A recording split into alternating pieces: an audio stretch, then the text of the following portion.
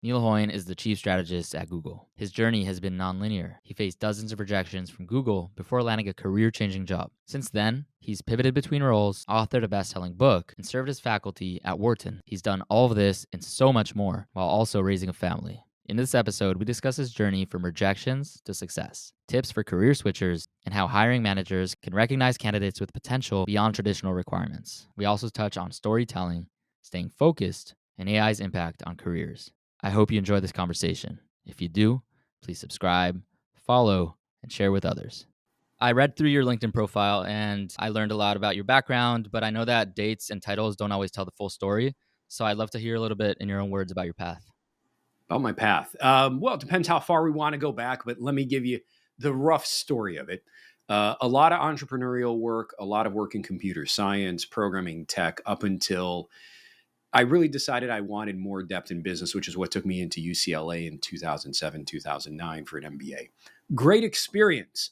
But what I went into school for and what the world looked like after was distinctly different. And so in 2007, during our summer internships leading into our second year, you can imagine there were a lot of students in my class that worked internships at storied firms such as Lehman Brothers and Bear Stearns, pulling 80, 90-hour weeks, at least according to how they tell it, only to see those firms collapse in 2008 in the fall when they came back from their summer internships. The finance jobs were non-existent, so the finance people fell into consulting fell into tech, marketing, and companies just as a whole stopped coming to campus altogether. Now, UCLA used to publish up until that point, they may have resumed doing it, their employment at graduation rates. I heard it dropped from close to 90% down to 35. Wow. And it was a desperate time. I know some classmates, a majority of my classmates didn't find a job, or for those that did, they likely took compensation that was less than what they had going into their MBA. At least in my case, it meant that I couldn't be very picky into the job I was going into because I applied for a lot of jobs and received very few offers. In fact, I only received one offer from one company, a startup over here in the Valley, that just was like, all right, well, we've never had an MBA graduate before. What can you do? And it was kind of a weird transition because when I went into my MBA program, you're thinking about what you want to do, right? And you get these people that are like, I'm going to go into private equity and I'm going to become a CPG manager of yogurt. And then you get the opposite. It's like, okay, great. Well, you graduated. You took out $120,000 of debt. I'm going to tell you what you do. But the fortuitous part about it was that it gave you a moment to think about all the tools you accumulated in your career. What could you possibly do to create value for other firms? And so you had to put away your own ambitions, your own ego about what you think you can do and your career path, and instead say, what can I do to contribute to a company? And so when a company was looking around, they're like, well, we have some analytics work. Do you know, not an area of focus for me at that point, but I took classes on analytics and I had the statistics core.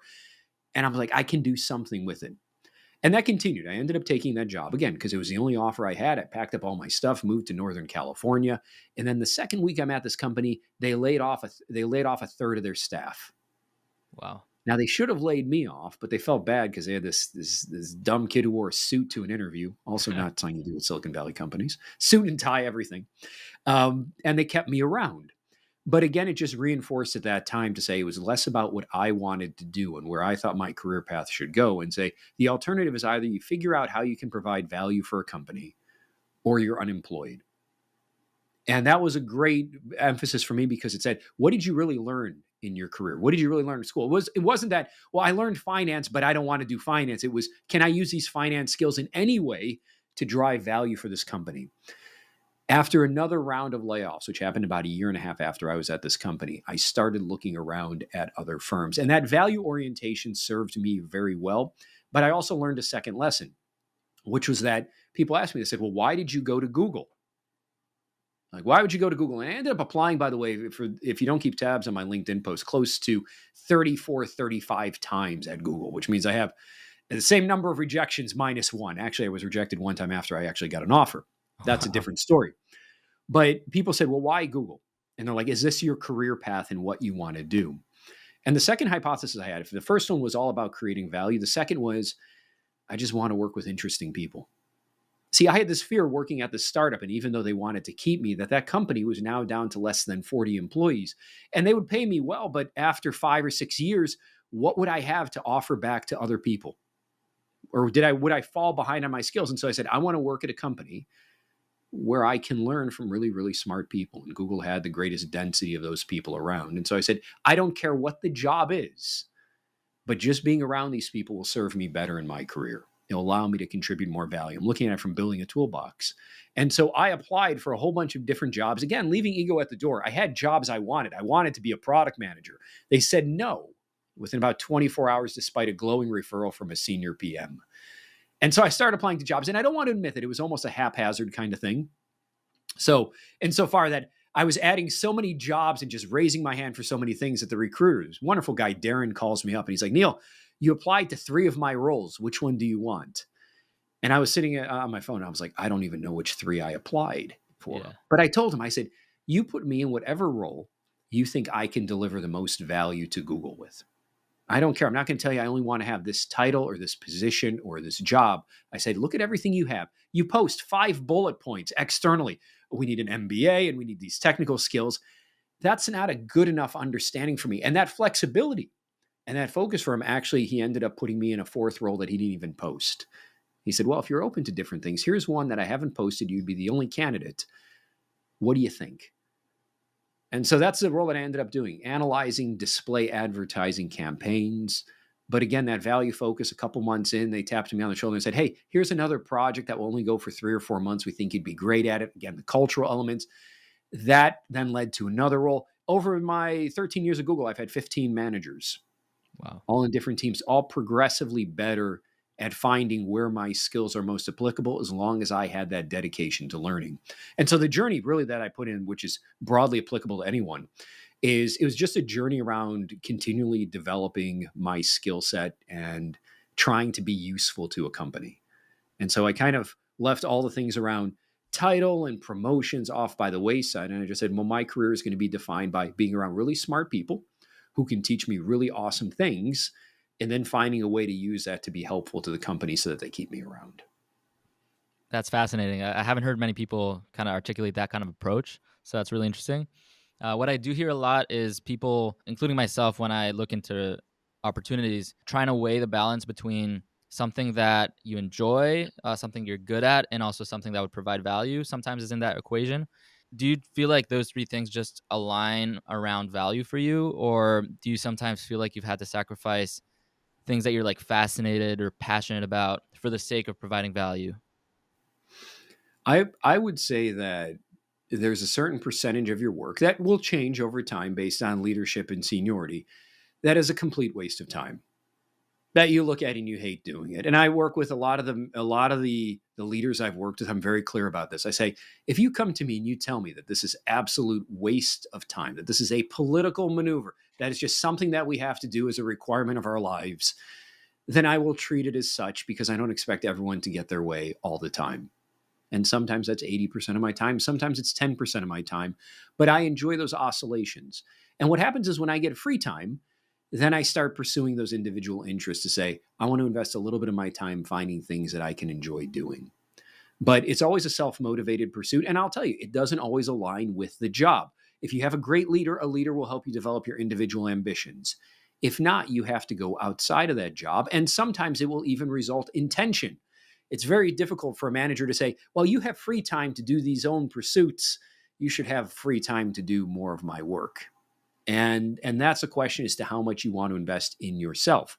What I will say is this, is that for a lot of people I've worked with that just do the job and the job that they're tied to, that becomes their brand, right? Their brand becomes someone, and I work with some investment banker types, some consultant types that will be the first people in the office in the morning and the last person to leave on a Friday night. They will put in as many hours, travel wherever, give up work-life balance.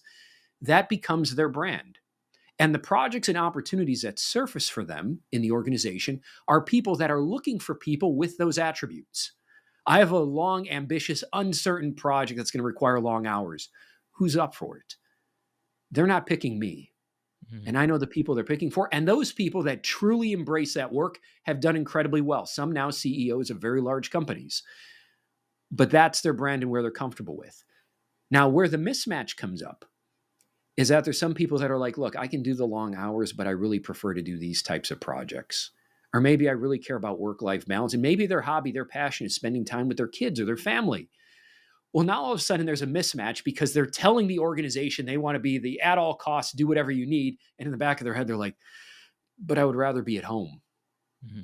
And so oftentimes what I say is the balance of it is if you message this to people about what's important to you, if you're transparent about what your values are, then you get projects and recognition and growth that will at least understand that those attributes are there. If you hide those and you are really discounting, you're like, I don't like this work, but I'm going to grind through it, then you become frustrated because you keep getting pulled onto those types of projects. Mm-hmm. And so that level of transparency about what you really want to do and what makes you happy is key. Is to not feel guilty about sharing it, knowing you won't be able to get all your way, but at least those people around you, those good leaders, will be able to find those projects to say, this is what's going to make you whole. And I got to add one other thing, because I was talking about it a couple hours ago.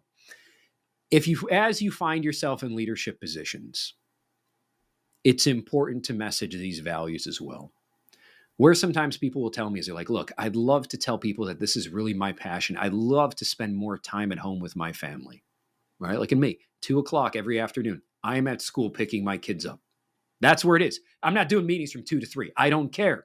Those are the projects I get because I'm clear. But some people feel I can't give that to my boss because they don't understand me. And so it has to come from that leadership side as well. Not simply that you got yours and you have your flexibility, but as you get more senior in your organizations to message it down. There was early in my time at Google, and this is how I knew I was at a special place. It was about 2012.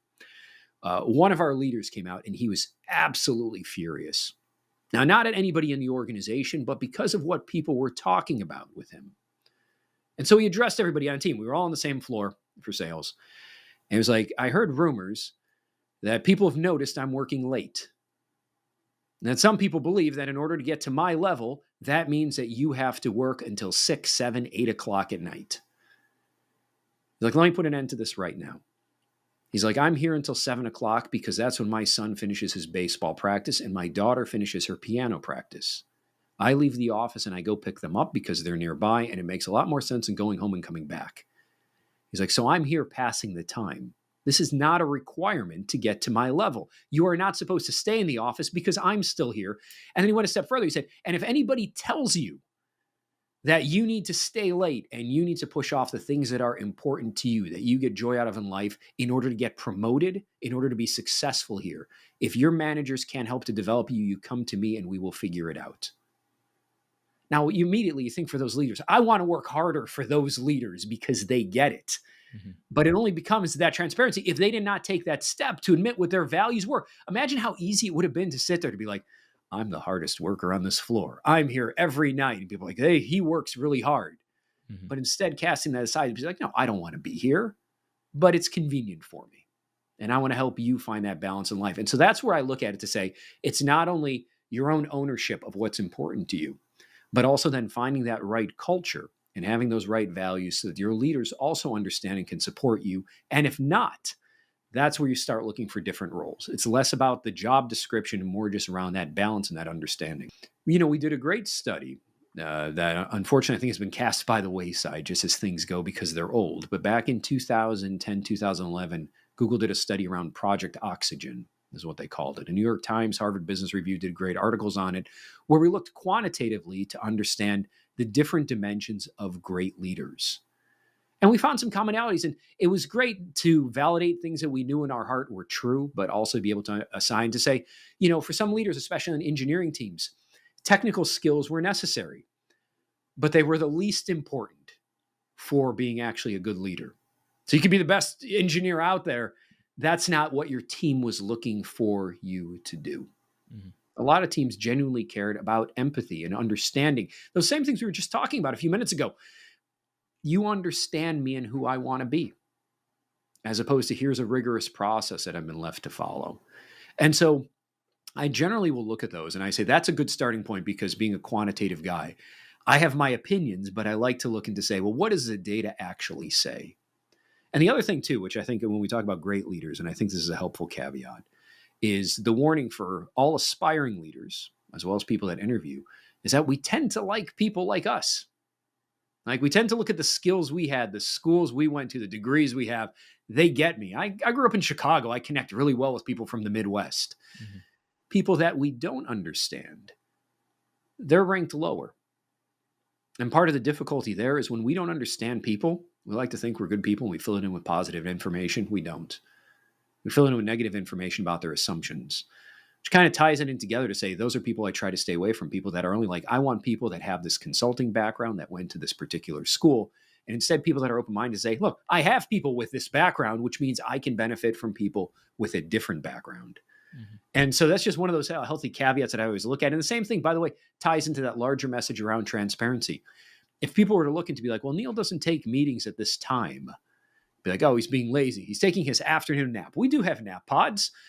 But instead, if they understood why and what motivated me, then that also drives me to work harder.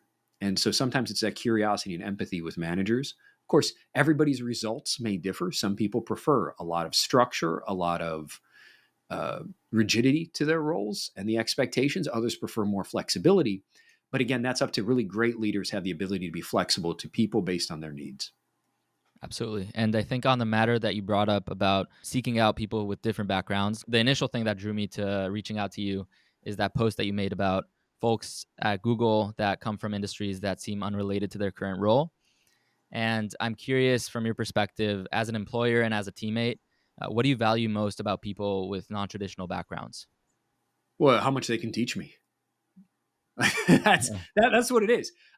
When you work in a particular field for so long and you're surrounded by people that do the same type of work, you can become quickly an expert in that field. But there's a point of diminishing returns where conversations don't lend to as many new ideas or insights. In fact, even for those people, you start talking about things outside of your immediate field. What are they doing on weekends? What are their hobbies? Because you crave that new information and insight. And when you meet someone that comes from a different area or a different background, it's almost like everything you talk about is entirely new, a part of the world you haven't seen. And so when I talk to people with a healthcare background, or I've talked to people with backgrounds as Olympians, you have no understanding of their life and their preparation. I talked to a professional soccer player the other day, and just so much you can learn from them that you've just never been in contact with and never had that exposure to. And so when I look at a team, I say, if I want to grow and develop a team, do I want someone with the exact same experiences as the person that left or the other people that I have on that team? I can make a case to say, oh, they're great. They'll fit right in. Everybody will be able to do the same work. Or do I want somebody that's going to add to the collective nature of the team, that's going to see a different way of building processes and tools and approaching problems? And I'd favor the latter. Now, that's not to say that the latter isn't riskier, right? Everyone's like, I want the safe bet, the people I understand and I know, versus I've never worked with people with this background before. I don't know how they'll fit in. And here's what I counterbalance that with. Every study that I've seen on internal hiring has yet to find a correlation between any manager and their ability to hire. Now, people, if you ask me, like, who here that's listening to this has the ability to hire great people? Everybody raises their hand. And so I ask the question a different way. Who here has ever hired someone that's been a mistake? And still everybody raises their hand. Okay, so what we're saying is everybody hires good and bad people. So I can't really believe that your approach in managing risk, in picking people that are just like everybody on your team, actually reduces that risk. I Mhm. think what you do is you reduce the upside of what those people can bring and help your team learn. And so if it's entirely random as to whether this person will work out on your team or not, then I would go and swing for the fences about someone that can bring a lot of really great stuff to the team, as opposed to people that can simply reinforce what we've always done. And so that's my preference. And it's something that I learned from a lot of the leaders at Google, where they wanted these incredibly diverse, robust teams because they allowed us to see people and problems in different ways. You know, and just one kind of silly example that always stands out. I was in a meeting one time, and one of our VPs was actually upset. He's looking around the table and he's like, I see a lot of people here have Android phones. I was like, oh, that's good, because we were handing out Android phones as holiday gifts at that time. He's like, that's fantastic. He's like, who here can empathize with what an Apple user goes through with our products? Mm. It's like, Apple's more than 50% of the market, and we're not using any of those phones. We do not understand that user. He's like, I want everyone to go out. I want half of you people here to get Apple phones and to use them as your full-time phones. Expense them because you need that experience. And it's kind of a quaint little example just as to how a lot of that different perspective can come in to make the team stronger as a whole. Absolutely. I think that's beautifully articulated. And I'm curious from a more logistical or bureaucratic perspective. So I've been in college for the past few years and I've been going through internships. So I have the experience of applying to internships and also like full time jobs. And I know that oftentimes there's, bullet points with specific job requirements. And then between you and a hiring manager, there's multiple steps of bureaucracy, whether it's, however resumes are screened, recruiting, all the way up to hiring managers and interviews. And I know that qualitatively, you express a lot of appreciation for these non traditional backgrounds. But from a more process oriented perspective, are there ways to find and kind of surface these types of candidates who provide these unique experiences, even if they might not fully align with the job requirements on the job posting? So, my thoughts on hiring as a whole is that if I picture this, and people tell me sometimes that tech companies will get several million resumes a year. So I picture this for any company. Let's say I want to get a job at a tech company, and someone's going to tell me, all right, they're going to receive 5 million applicants this year. Now, my first assumption, being a little bit critical of myself, is to say, all right, I'm guessing out of these 5 million people, and I know they're all applying to different jobs. We'll keep this easier. I would guess out of this cohort of 5 million people that have the same ambition I do, that a large percentage of them are going to be better than I am. They're going to have job experience. They may be willing to work for less money. They're going to have better degrees. They're going to have better recommendations. And even for the technical skills that I'm competent in, they may have learned them as well. And if you look at those for a lot of skills, you need to know, at least in my world, Python, or you need to know ML or cloud. I imagine there's some people that really know this shit, and I don't. Right? I didn't get a computer science degree, and I know there's going to be people not only with a computer science degree, but a master's in computer science that are applying to that job. And so I don't feel great about my odds. Now, it's not to say you don't play anyways. I know some people that got into Google on their first try. But I also have to acknowledge just what are the odds of success through that channel. And so it often comes down to people when people say, well, this is the route that I have to go. I say, no, what you have to really think about is if you're going to solve novel problems in the world, how else do you sidestep that process that's appropriate? Now, one of the things I did when I was applying for jobs was, it's still nascent in its time relative to where it is now, because here we are nearly 15 years later. But I spent a lot of time messaging hiring managers on LinkedIn. Now, I didn't go at LinkedIn's job boards. In fact, I don't think LinkedIn's job boards existed at that time. But I found out that a lot of hiring managers, not surprisingly, were posting on their own personal pages. So instead of searching for jobs, I was searching personal posts. I'm hiring because, at least in my mind, is that if a recruiter is going to take 5 million people and filter them down to a dozen resumes that they hand off to the hiring manager, if I can be the 13th or 14th resume, my odds feel a lot better. Mm-hmm. I may not get that job, but I know the person hiring for that job is not only going to have a better understanding of it, but they're at least going to be able to consider and to say, all right, I don't want this person. I'm not going to be filtered out by an automated system. And so the base case is, one is, do I want to try to craft the perfect resume where I can differentiate myself amongst a stream of more qualified candidates in an automated system? Or do I want to try to figure out how I get around that system to be noticed? This is where my marketing tendencies come out, right? Say you have a product that is just like everybody else's on the market, and I'm telling you to sell it to people. What are you going to do to stand out? And you're probably going to come up with a very creative list of how you're going to do it. Why don't you apply that to your job search? Why is it that everything has to be, I'm going to fill out more resumes and submit more applications online? Or I'm going to use automated tools just like everybody else. There was actually like a story. There's a famous story of a guy. We see those stories every now and then. People buy SEO terms of hiring managers because managers occasionally will search for themselves to be like, hey, you're searching for yourselves and you found me. Imagine what I could do for your customers. Now, more and more people do that because they found out it works. But it's that creativity that I think is more important, which is to say, instead of people optimizing for that single channel, saying, how do I differentiate myself across millions, to say, well, how do you look at this problem as a whole and tackle it in a unique way? And that's really that distinct thinking. It even comes beyond just their individual background, which is to say, if you have a nebulous problem about approaching a market, say I need you to price a product. Say I need you to get in front of an audience with something that's an undifferentiated or a non-competitive offering. what do you do? Because I'd like to have those people on my team. Sometimes you have a product that isn't the best in the market.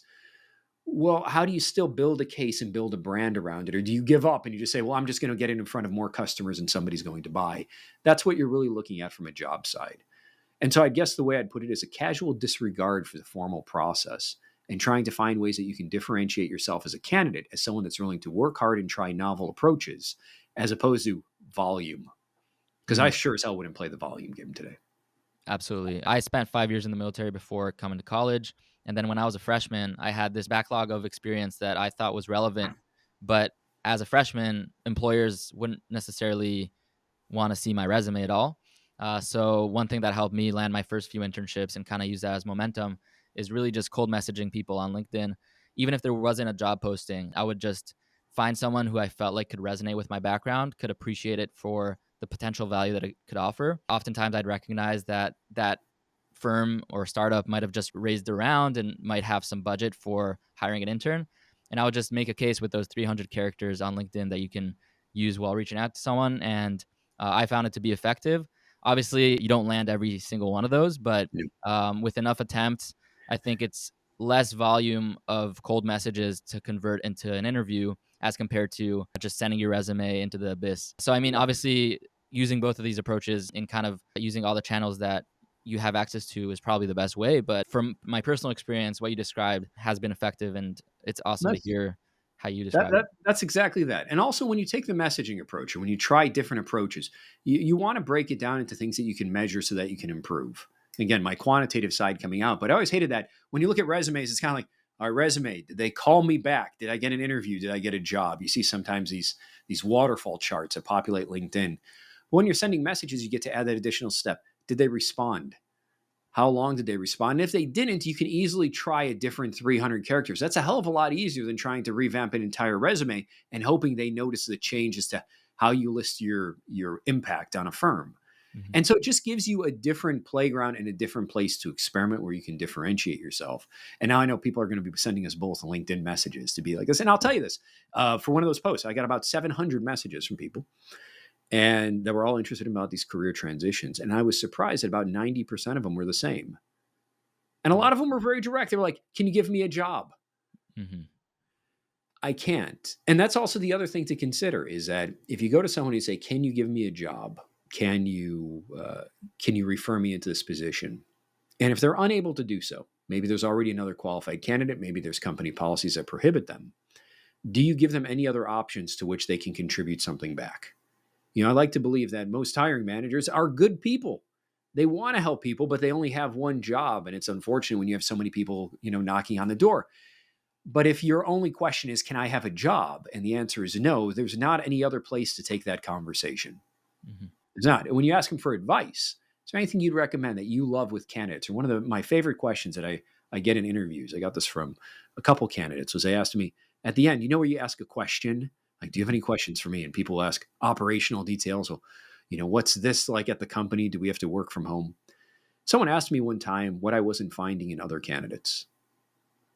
I can't provide feedback. It's just an HR thing. I can't provide and say, I love this, I didn't like this. It's too perilous, according to HR. But he, again, instead gave me an opportunity to say, hey, you're interviewing a whole bunch of candidates. What are you still missing? What are you looking for?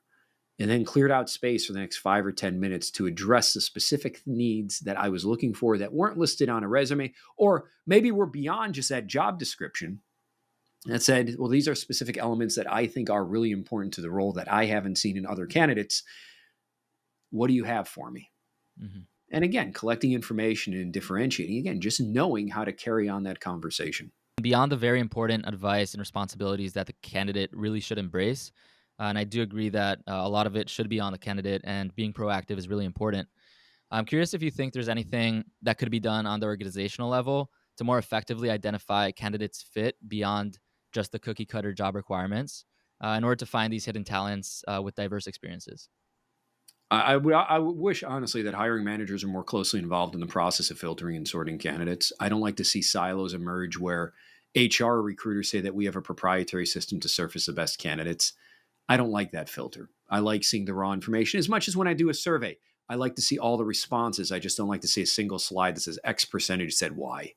Mm-hmm. And so The hiring managers I know that are, let's say, intimately involved with the process and genuinely care will do things, for instance, like leaving job recs open for longer periods of time, like looking for some of those candidates that may not fit the quick description that the recruiter thinks, because recruiters are always at an arm's length away from the role that they're actually hiring for.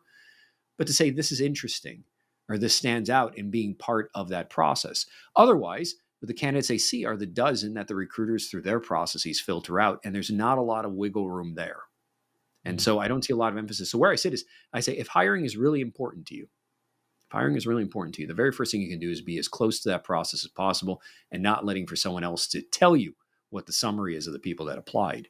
The second is you have to be very clear about the values to the rest of your organization, about the importance of hiring it. And I've had more than a couple leaders who have come in front and say, look, these were people that had really interesting backgrounds, and they've even acknowledged that they felt that it could easily be a bad decision.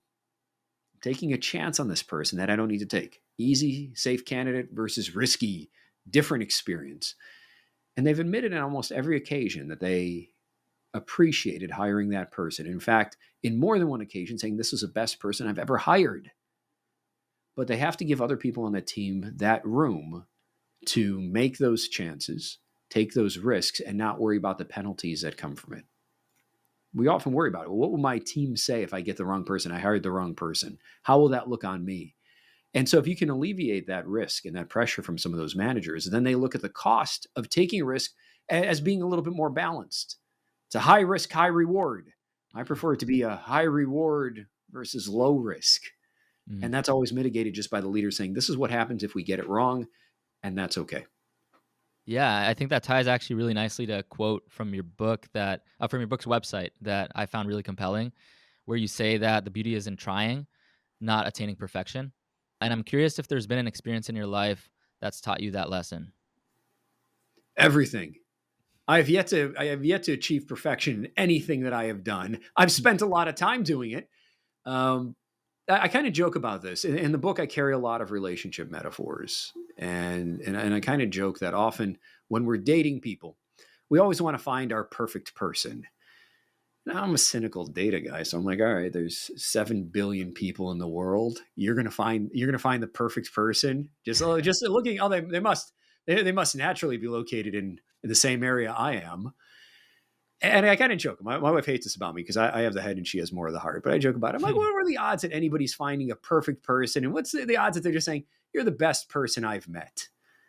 And that's enough. Now, we all want to say perfect because it sounds good. We don't want to settle. We don't want an imperfect candidate. We don't want an imperfect partner. But we realize also what we need is we don't need perfect. There's a lot of greatness in just finding people that complement us in ways that we didn't anticipate, that bring things to our life that we couldn't predict. And that's enough. And so that's how I often look in terms of work, is that a lot of people look at perfection because less than perfect is a hit to the ego, right? Did you do your best work? No, I did my okay work. And I go through and I said, the market's not going to recognize you for having the best work. The market's going to reward you for being better than your competition. And that's what you need to succeed. I mean, I live in a world of paid search auctions. You don't get on the top of the auction. You don't get on top of the auction for having perfect information about the customers searching for you. You don't get to the opposite of the auction by having the perfect product for every customer. You get there and you're successful because you have a better product, a better creative, a better ad strategy than your competition. You just need to be better so that consumers feel, I connect, I get this brand more than competing brands. Not that they're saying, this is a perfect company for me. And so I kind of carry that forward as I say, there's a personal ambition for us always to do our best work.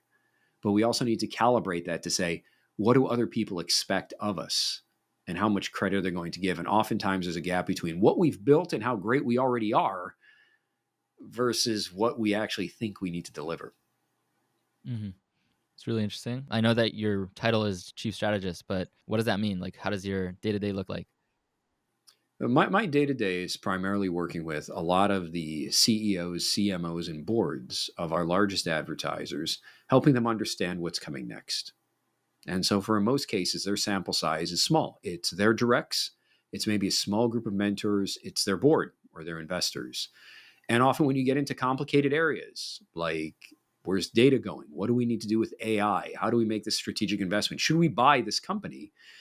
They have a viewpoint of everybody that's inside their business, right? It sees the world that they do. I span nearly every vertical and several dozen countries. And so I just offer a different perspective of them and way to consider. And so primarily my job is helping them define and understand their strategy from the lens of having a really rich set of data points and to say, this is where I think things are going. Now, I always tell people, I'm not 100% right. I'm not perfect. If I did that, I'd leave my job and I'd just run a hedge fund. That'd be a lot easier. But what I give them are compelling things to consider, which makes their decisions more robust. And at the same time, I learn a hell of a lot from them because I learn about how they're thinking about problems. And so I've spent more than 9,000 hours, it looks like, in my career at Google, just talking and watching how people, oftentimes with the same data, makes different decisions. And so I try to look at myself as a differentiator to say, I want to give you something to consider differently than what the rest of the market may be thinking about doing. I know that your book Converted focuses a lot on your approach to understanding customers. I'd be curious if you can just share a little bit more about how you make sure you're in tune with your customers' needs. Yeah, long story short is a lot of companies are short-term focused. How much will you spend with me today? And now that makes a lot of sense from the finance side, right? We want immediate accountability. I gave you $1. How much did you get back? But we also know on the other side that customers have relationships with businesses. If they have a great relationship, they may come back and be willing to buy more and spend more money and never ask for anything again. And there's other customers that no matter how much time and attention you give, they're never going to come back. Or worse cases, they only come back when the offer you make them is so compelling that you're probably losing money on it. And so all this is really telling you, and all this work was, and this actually came before a lot of the current work that I do in strategy, was just being able to say, who do I want to invest in my time in? Who do I want to listen to? Who do I want to take advice from? And your customers are a wonderful source of that as long as you can distinguish who is who. And I use this example, I think, in the book that if I ever had a case where I asked my wife for advice on making a big life decision, and then I asked my Uber driver and I averaged the two together, that is not going to be the right way to do it. I'm going to have a poor quality answer because I'm going to be adding someone that doesn't really understand me well versus someone that does. And also, what's my wife going to think? To be like, wait a minute, you don't trust my input, how much I know you. You want to average it together. And day in and day out, this is what companies do. They ask everybody if they're going to click on this button, look at this advertisement, buy this product, how much they want to pay. And this is simply saying, well, what if you could understand which customers are going to come back and spend a lot of money and service them a little bit better? And so that's the kind of the thesis that grounded the entire book. But more importantly, just to make it realistic, to say a lot of businesses have constraints that they're probably unaware of, but they probably have the intuition to do things better. And this is just one way of approaching that problem. Absolutely. And I mean, as you talk about your experience right now and just your path in general, I can't help but feel like, I don't know, it's just an incredible, journey. And I'm entering the workforce after college pretty soon. And I often try to think for myself, like, A, what do I want to do in the short term? But B, like, what would be a good way for my career and life to unfold? And from this vantage point, I'm curious to ask you if I could reach out to college Neil and tell him about all your accomplishments and even some of your maybe failures or difficult moments. What would be an achievement or an experience that you'd be most proud to hear of? If you told college Neil that somehow I would end up, like, I went to Purdue in the middle of the Midwest. If you even told college Neil you're going to be in California, I'd be like, holy shit, how is that going to happen? I couldn't draw that path. I couldn't draw that journey. Or someone say, you're going to work for Google and you're going to do this. I'd be like, what? How does that happen? And I say that because there's a lot of surprises that I wouldn't believe. If I met my older version, I wouldn't believe me. And I also say that because a good friend of mine, Hal Hirschfield down at UCLA, points out that if you look at our evolutions in 10-year blocks, that in about 10 years, you're not going to recognize your future self. And if you look back, and that's part of the fun of life, is that you go through these transitions. And so the real question is, well, how do you set yourself up for success for it? What advice do you give yourself? Because you can't manage it. And the first part is, I've always drawn a little bit of skepticism around career paths. People join and they're like, I want to be a CMO, which they seem to pick in my area because CMO is the most senior position. So it's like, that's equivalent to saying, I want to win and get paid the most money. Instead, the advice that I would offer, and not that there's a right answer to anybody for this, but if life is a great experiment right? We don't know the outcome. We don't know where it's going to go. Come up with some hypotheses that are meaningful for you, that you want to guide your life, to say, I want to see if this is true. And I'm going to follow this because I believe it to be true. I believe it will work out. This is my great experiment for my life, and I'll find out at the end if it was. I know one gentleman, his great hypothesis is he says, look, I think happiness in my life will be when I'm older. I want to donate $10 million to charity. That's going to allow me to look back on my career and to say this time working was worth it. And he's oriented his entire life around how he spends, how he saves, the jobs he takes, with the fact that he wants to make this large charitable contribution.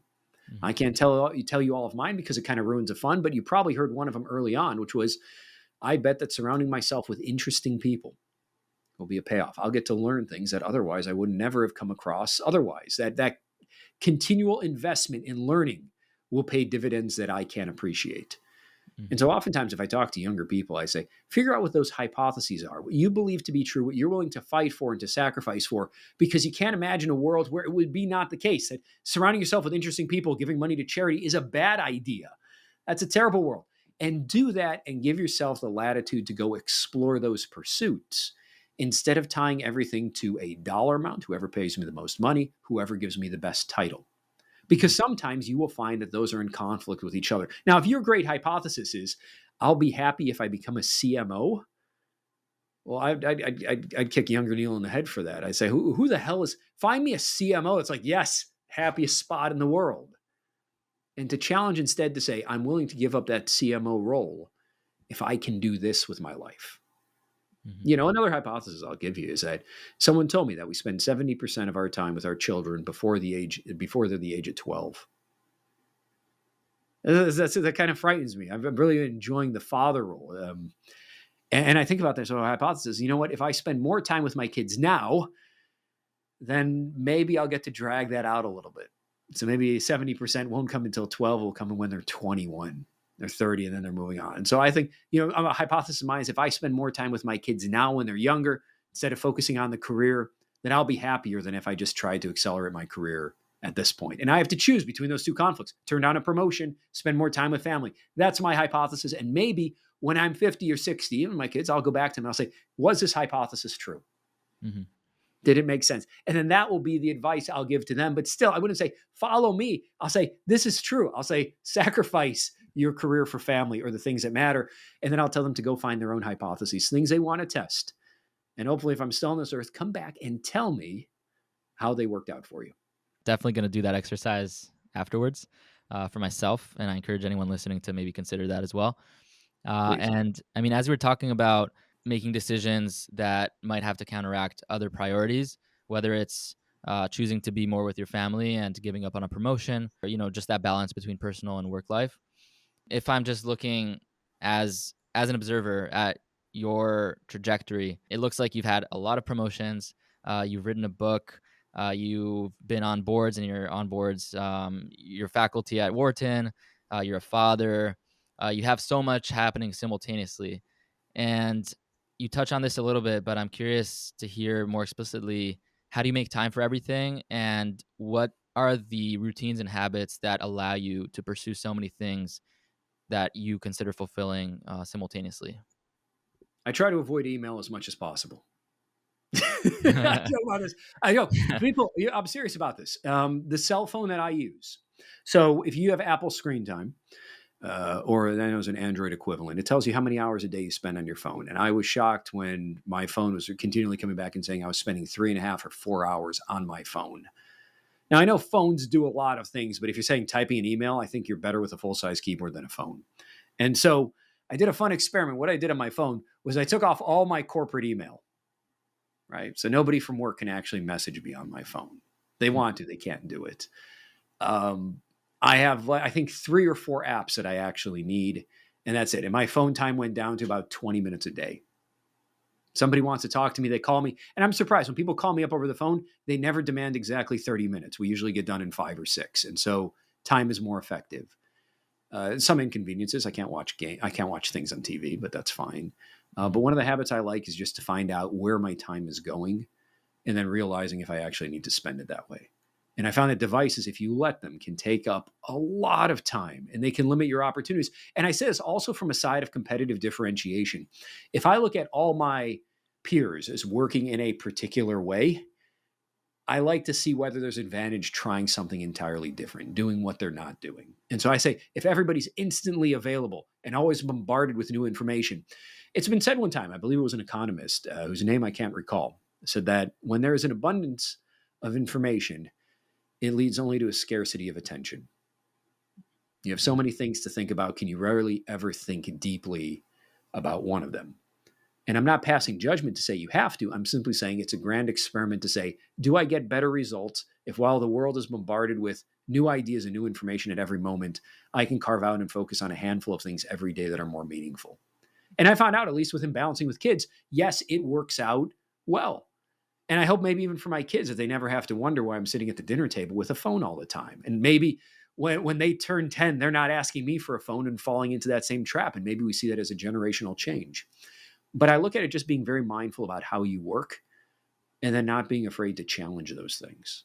You know, what concerned me about turning off corporate email on my phone was I kind of joked with my wife. I said, how long until somebody at work notices and I get in trouble for it? Mm-hmm. Until someone knows, it'd be like, hey, Neil, I was sending you pings and you didn't reply. Did you check your email? It's been 4.5 years and nobody's even noticed it unless I tell them it's not on my phone. Yeah. The world goes on.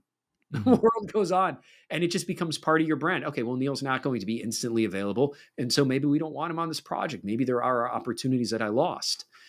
But I find that focus is one of those very rare elements in our world today because there's just so much information going around. And this is coming from a tech guy. It's in the center of building this shit. Yeah. That we need that space. And so I always encourage people. I say, carve out some of that. And what you'll find, by the way, just if you want thing, is you will find it to be very, very uncomfortable because you're going to be bored. You can be sitting in an airport being like, I just sit here. I don't look at my phone. What do I do? And that's because you haven't exercised that muscle of thinking and imagination in so long because there was always something there to tell you what to watch and what to do. Mm-hmm. So if you can push back against that, I think it's a wonderful way just to think about focus or at least try it for yourself to see how it impacts your work and your day-to-day life. I experimented with meditation a little bit. It's obviously different from what you're describing, but, you know, just shutting everything off. And even just like 20 minutes of sitting down without any stimulation, I found to be very, sometimes, you know, overwhelming or difficult. My generation grew up with smartphones, so it's not easy. And I think that even that is kind of a structured and time boxed way to detox from, you know, so much information. So I think like taking that even a step further and employing some of the habits that you're describing could be very effective. And it may not be for everybody, or it may just be perfect for you. And this is why I take a very, and putting it in this almost, it sucks out the soul from it. But I like trying different things. And I just find out the longer I go into life, the more that you get pulled into repetitive processes. This is the way you present. This is the way you tell a story. You know, talk about storytelling. My son, when he was younger, he was at Google Daycare. And I remember one time I picked him up and he was just absolutely nuts, like manic. Like he's running around, like jumping up and down and throwing things and hitting things. And I'm like, holy shit. And I looked at the teacher and I was like, this woman, wonderful woman, Kia. I was like, what did you give him today? And she's like, we didn't give him anything. And I'm like, what's going on with him? And she's like, he's telling you a story. And it's like, today he was really excited because they played with the water table. He's like, that's why he's over there like splashing and hitting around. He doesn't have the words or the ability to communicate, but he wants you to share in this moment that was really important with him. He just doesn't know how to do it. So he's using every emotion, every skill that he has to try to share that enthusiasm with you. In her mind, probably so I could be as happy as he was in that moment. Mm-hmm. And I was thinking about that. I'm like, how tragic is it going to be that in 18 years, his version of storytelling is going to be a PowerPoint deck with an executive summary slide? And to take that moment to be like, executive summary, today we're going to be covering a recap on the water table. Water table was 78 degrees. It was outside. There were 3 participants. Somebody taking notes on this, we can send it out to the group after. Yes, you'll all get a copy of my slides. We'll pull some stock photography image of the photos. And I was like, no, I prefer his way. And so one of those hypotheses is, you know, what sometimes you look and you say, what have we learned becoming too rigid or too structured about how we approach things and not challenging this point of view to say, What if I told a story in that way? I'm not saying I'd ever get up on stage and start throwing water at people. Hmm. But every now and then we'll see a wonderful story that captures our attention in our hearts. And it's paying attention to those moments. And do this. If you really want an exercise for where these ideas go, pay attention and be attuned in your day-to-day life, even with all the distractions you have, about moments where something connects with your emotions, connects with your heart, and enjoy that moment and try to figure out why. Hmm. Try to figure out why and figure out if you can bring that moment, just as my son did with that water table, to other people. And then really what you're looking at is you're looking at to say, is that possible over email? Is it possible with presenting? What can I do to help make things more human and more real for people? And that's all it is. And then testing that out to see what happens. I was actually gonna kind of talk about storytelling with you a little bit, and I love how you kind of connected that to our previous questions. But just to build off of that even a little bit more, what would you Sure. say makes for a great story? Well, I'm saying off the previous story, now I really want to bring water balloons into the office. And I'm thinking about this because I'm like, what could really go wrong if you had willing participants? If I had 400 people in an audience and I was throwing water balloons around. And I don't know what happened. I could see plenty of and you'll see where this gets into storytelling. I could see plenty of things that are uncomfortable about that, but I could probably bet if everyone's into it, that's going to be the best moment ever. That will be an unforgettable presentation. And I haven't covered any content about it whatsoever. The idea of storytelling is a very human component. This is how we communicate. We share ideas, we teach. Now, as we grow and we develop, we learn structure around that to become safer. Like my son's way of storytelling certainly can be refined and can be more effective, but then we try to implement that as a process and people feel safe in that process of this is how I tell a story to this audience. Oh, I know. We have 3 or 5 points that we have to make. Here's our conclusion. Here's our data. Here's our supporting slide. When it comes to storytelling, where I generally see people is one, first of all, find a good mentor. Now, mentors are not business coaches, and I'm sorry for everyone that's in that profession. I love people that are in acting. In fact, the gentleman I work with, Mark Dannenberg, fantastic gentleman. We've been working together for almost a decade. I was talking to him earlier today. He's a playwright, does Shakespeare. And I love it because he can take my content, which is boring as hell in marketing, and he can go on stage without knowing the content and for 30 seconds present it in a level that is 1,000 times greater than anything I could do, not because of the content or what he's saying. He's saying the same things I did, but all the intangible things that I never learned about how to convey emotion and energy to an audience. And once you see that, and once you feel how you feel in front of that group, you can't ignore that and go back to things the way that they were. You want to say, well, how do I harness a little bit of that energy? And so the first thing is surround yourself with people that are wonderful storytellers and learn from them. Just as we tell stories, they'll tell you the stories about how they learn those skills. And what the second part is, you need to be able to structure those stories a little bit. And I had a brief post on this, but I'll give you the bullet points on it. There's a lot of people think with storytelling, it's a deliberate act. I have a presentation coming up for a large audience. I will write my story. I guess there's a part of that. But when things are happening in your life that are impactful, to write that down and to figure out why. What were the components of it? So if you were telling somebody, just as my son was about the water table, or I might tell somebody about a trip, you have those stories available, but you start exercising that muscle to start structuring and organizing that story. And then the third is find areas to tell that story. Like I hate it whenever somebody comes in and you're sitting in a meeting. How was your weekend? Oh, fine. No, that's a perfect time to tell one of those stories. Even if it didn't happen over the weekend. Or when I go into meetings with people, they often, to keep me from doing this, sometimes they'll give me very strict agendas. They'll be like, okay, so the very first person to speak is this. I show up to meetings. I love to show up to meetings 5 or 6 minutes early. And I'll just start telling people about my story, about something that happened. And I do this with executives, and I'm going to ruin the surprise for all you listeners here, but enjoy it. Is that what I'll sometimes do is whenever executives come in and they have these overly rigid, boring things, it's like, do you really think an executive sitting in a room for 8 hours really gives a shit about your product when it's 3 p.m.? No, they're thinking about the weekend. They're thinking about their emails. They're thinking about anything. They knew how to do the polite thing to sit up and stare and make eye contact, but they don't care.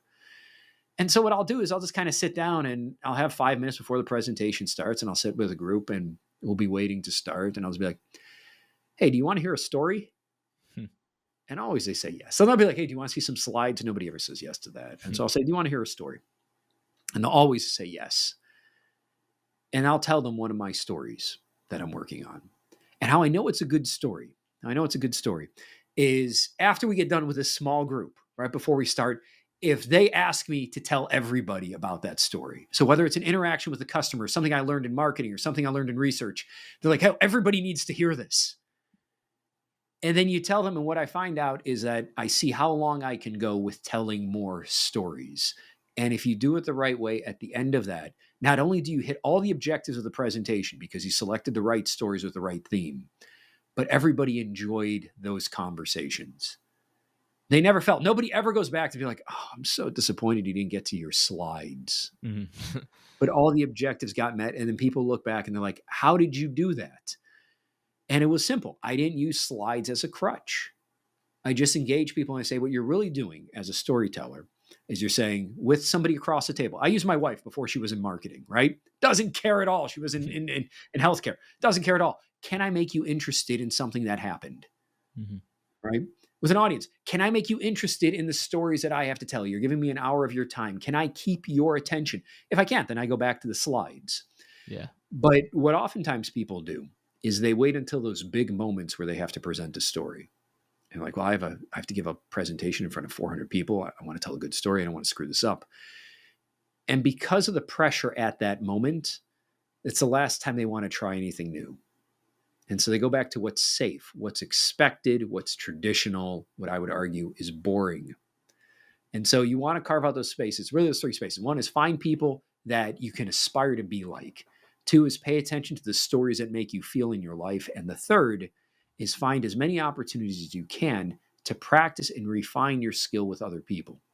Because the more you do it, and the more you see people's responses to it, you can't go from a meeting where everybody was engaged in telling stories and there was direction and purpose to the next meeting to say, well, that was fun. Let's go back to slides. Yeah. And so it encourages it. You want to find people that can develop your skills further. You want to write more stories. You want to tell them more often. And then eventually your brand becomes, you're a great storyteller. And then people start asking you, how do you do it? And it's not magic. It's just really having a great appreciation for that art. That's beautiful. I think that if you scale this approach and more people just kind of separate themselves from the rigid structures of how to present something and how to talk about stuff and just has more fun with it, I think it'll make the world a more enjoyable and kind of personable place. Everybody loves it. How can you not like? And by the way, this is the other thing. The ultimate contrast is I have yet to see anybody at a bar or a party ever take out PowerPoint slides. Yeah. They wouldn't get very far. And so what I say is everybody already knows how to do it. What they haven't done is given themselves permission to do it. Mm-hmm. Like, oh, no, I would never tell that story. Why? Because you're in a boardroom now versus a bar. I bet you if that same CMO walked over to a bar, if you run into a CMO, CEO, walks next to you at the bar, hey, how are you doing? So if you notice here on slide 3, I'd like to talk to, no, you would never take it out of your bag. You would tell a story. And what you would probably be hoping at that moment was, I wish I thought about this story a little bit more.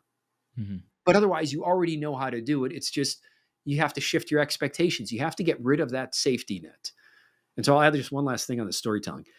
Look, build your slide decks and put them up. If you try to tell your story and it falls flat, that's your safety net. Go to it. But the challenge is this. See if you can build those slides and then avoid going through a single slide for the whole 30 or 60 minutes. And then it's on you. It's to say your goal is not simply to get through the content. Your goal is to entertain, to share, to get them to feel, to get them to remember, to get them to enjoy, to tell those stories. And every slide you click through is one away from your goal. And then measure yourself against that. And do you incorporate this in areas as granular as a day-to-day meeting at work? I mean, is this applicable for, let's say, a junior employee at a company who might have certain expectations of how to articulate something, how to make the most out of like 15 minutes of FaceTime with an executive? Or do you think that there's certain guardrails of like when to use this more creative approach and when to stick to the script? Well, I say that I do frustrate a lot of people by telling stories. Now, I did this with, I interview with companies from time to time. I did this a couple of years ago, where one of the things that bothers me about interview decorum is that it's just so unique and so bizarre. It's like you sit there as a candidate, and this is bizarre for me because you sit as a candidate and then you wait for the person across the table to give you a question, and then you answer it fully and completely, and like you almost pause. You don't ask anything back, and then they give you another question, and this is just god awful for me. And this is the most rigid of structures, by the way. And so I just kind of decided I was having fun with it, just by the circumstances of why I was there. And I just was kind of like, just as I don't like going through slides, I'm like, you know what? I'm going to see if I can avoid answering a single question for 5 interviews. And so whenever someone came in, they would ask questions, be like, well, tell me about this experience. But I would do it. But the way that I would do it was I would answer it because I wanted to create curiosity in my answers so that it wasn't me just like, Neil, shut up, stop talking. It was, I want to create curiosity so they want to ask me what happened next. Mm-hmm. And then I want to ask them questions to bring them into the conversation so that it feels more natural. And so effectively what I was doing was saying, it's not my responsibility as a candidate to answer questions. It's my responsibility as a candidate to drive this conversation forward. And so I'd provide the momentum as opposed to responding to the question. So here you are, unsettling a very established decorum in a very formal setting with a huge power imbalance. But the approach was different. Now, I will tell you, in that particular case, I got a call from the hiring manager on that about a week later. And he's like, so Neil, we got all the feedback. He's like, everybody loves you. He's like, but we have these standardized questions we have to put into HR and nobody got any answers out of you for any of them. Yeah, shit. Sorry about that. And he's like, all right. He's like, we'd love to have you here. He's like, we just need to fill out all these questions. And so can we just spend like an hour going through it? And I was like, all right. And I love this guy. So I did anyways. And I just started telling him stories for the next hour. And then eventually he gave up. He's like, you know what? This is great. I don't care about the questions. Let's do it anyways. Now, if you can't do it and you can't carry the conversation, then obviously that doesn't work. And so you certainly want to be aware of the room and you want to be aware of the limitations of your own talents.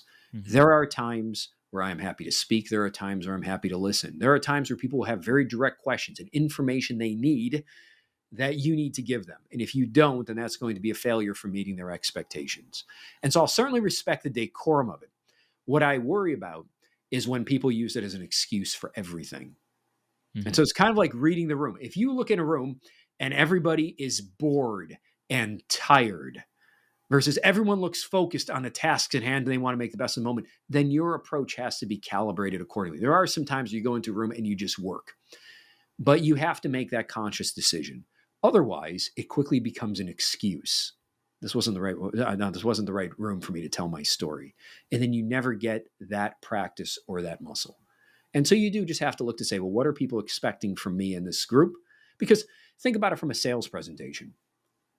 Nobody in the audience ever, they may be there in that room, but is anybody really saying, I really want to be pitched on this shit? Nobody does. I've never seen an audience being like, oh, I really want to be pitched on this. No, what do they want? They're more core beliefs. I want to learn something new. I want to learn what you're working on. I want to learn how you can make me successful, how I can grow my business. Damn well better be able to find stories on that. Now, on the other hand, they're coming and they're saying, why are you here? And they're saying, I want to look at these survey results from last week. Well, that's a much different approach. I can't tell you a story about another trip if you care about that. And so you do have to understand those needs. Mm-hmm. Just don't go so broad as to say, oh, they're here to learn about my products. So I'm going to give them a detailed summary of everything. I guess detailed summary is a contradiction, but I'm going to give them a detailed overview of all of our products. Then you're misinterpreting the audience's mood and you gave up a really great opportunity. Yeah, and I think the through line between all these examples that you're sharing is that at the end of the day, the person on the other side, even if they're wearing the customer hat or the candidate hat or the colleague, whatever hat they're wearing at the time, they're just humans at the end of the day. And the same emotions that could appeal to a human at the bar could probably still appeal to them in the boardroom. And I think it's beautiful to hear like how you tell stories, how you approach it. And it's very meta, but even in the stories you're telling in this conversation, I can really kind of feel how I'm resonating with everything you're saying. So it's really cool. Yeah. Thanks. Of course. And I know that we're pretty close to our hard stop. So is it cool if I ask you like 2 more questions and we'll try to, okay, cool. I'll keep my answers appropriate for the time that we have. Go ahead. All right. Sounds great. I feel like I'm obligated to ask someone in your position in our times about AI a little bit because A, I'm curious about that. And B, I think this is a very relevant topic. So with recent innovations in artificial intelligence, what qualities do you believe are most important to people looking to thrive in a career in tech? So one of the things that we constantly face in business is a disruption across industries, right? If we go back 20 years, everyone said, newspapers are dying because now we can get all our news online. Physical retail stores don't need to be around because we can shop everything online. And there are certain extremes that we can plot out what the future looks like. And I know a lot of people do it with AI as well. They're like, AI is going to do all these things for us. And part of what has to be done is just a discipline to say how these tools are adopted. And certainly there's going to be ambitious evangelists saying all the things that can be done. And I really look at it to say, first of all, you want to understand the tools that you have, because now there's a new collection of tools that are going to be really relevant to your work. You want to know what they can do. And just as importantly, you want to know where the limitations are. Kind of that scar tissue that people that play in the field are like, can you do this with AI? Be like, not yet. It's still going to hallucinate. And so you want to understand what tools you have at your disposal that may not be taught in a formal curriculum. You want to know the limitations to those tools. And you also want to look at where they're going to be, speaking of limitations, gaps where human intervention is going to be required.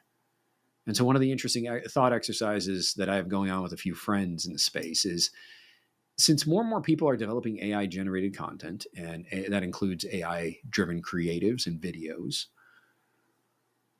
what is AI training itself on? Like if you're a social network and all of a sudden 30% of your content is developed by an AI model, and then AI is going to read those social media posts and train, what do AI posts in the future look like? Or does everything just become average?